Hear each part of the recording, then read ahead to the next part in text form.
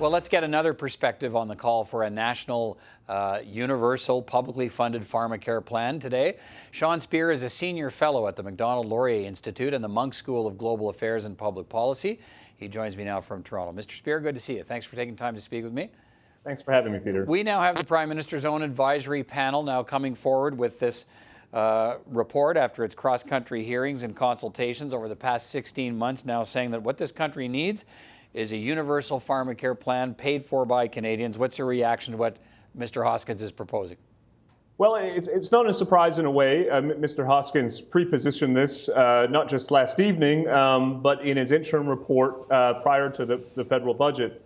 But it doesn't change the fact, Peter, that what he's proposing here represents a fundamental change to the way that Canadians purchase and access drugs, a change that would fundamentally reshape our Medicare model. And so as we approach what's wrong with that? What's the concern?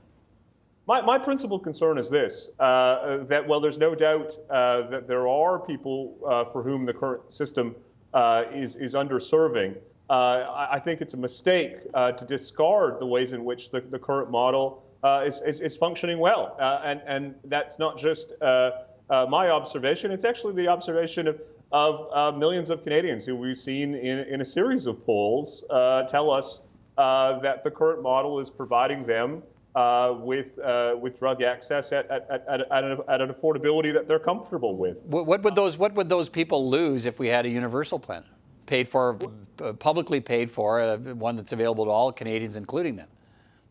Well, right now, as you know, millions of Canadians receive drug coverage through their employers, and that drug coverage is going to be put at risk by a shift to a single-payer plan. And that's not just an abstract point, Peter. It will mean that millions of people will experience not just a change to their plan, but possibly a change to their coverage.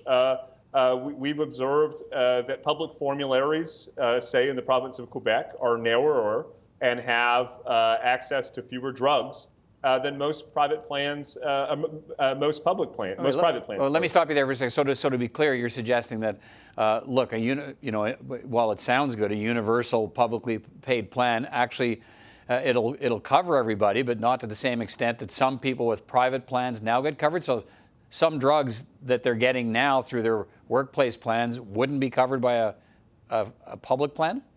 That's correct. And that is not an ideological observation or a political observation. That's simply a fact. That for the public model to be affordable, it will necessarily mean fewer drugs are covered than under most private plans. And what's so frustrating to me, Peter, is that, as I say, the current model, while I think it's working reasonably well for most people, I'm not opposed to the idea that there wasn't room for improvement.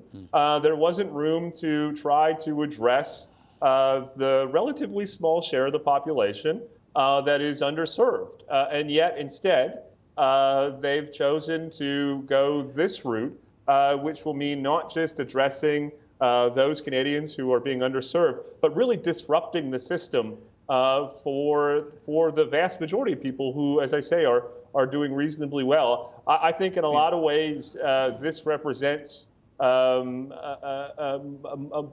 about ideology than it does about making sure that Canadians have affordable access to drug coverage. But one of the things that Eric Hoskins pointed out in my conversation with him, that many of the insurance companies, Mr. Speer, are worried that the higher cost of drugs will result in either major premium increases for company drug plans or the elimination of some of those drugs that some workers currently have coverage for. Is that a legitimate concern? I'm afraid I haven't heard that. I recognize that it's in the report, Peter, but it's not a concern that I've heard a lot about. What we have heard is that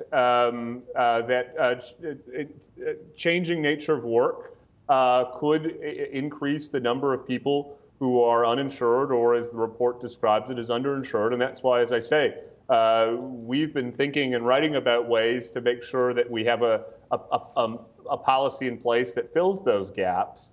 But as I said at the outset, what strikes me with the report today is the extent to which it discards over 50 years of policy evolution and proposes to start anew. I think not only is that put at risk the coverage that, as I say, is serving large shares of the population, it undermines the progress towards a more personalized model that we've been observing in medicine in recent years. All right. So what is the better way that you would propose then?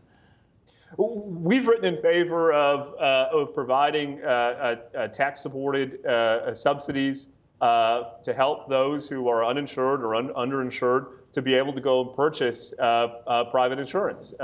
The report itself acknowledges something like 3.5 million people are presently non-insured. 2.8 million of those, Peter, are self-employed.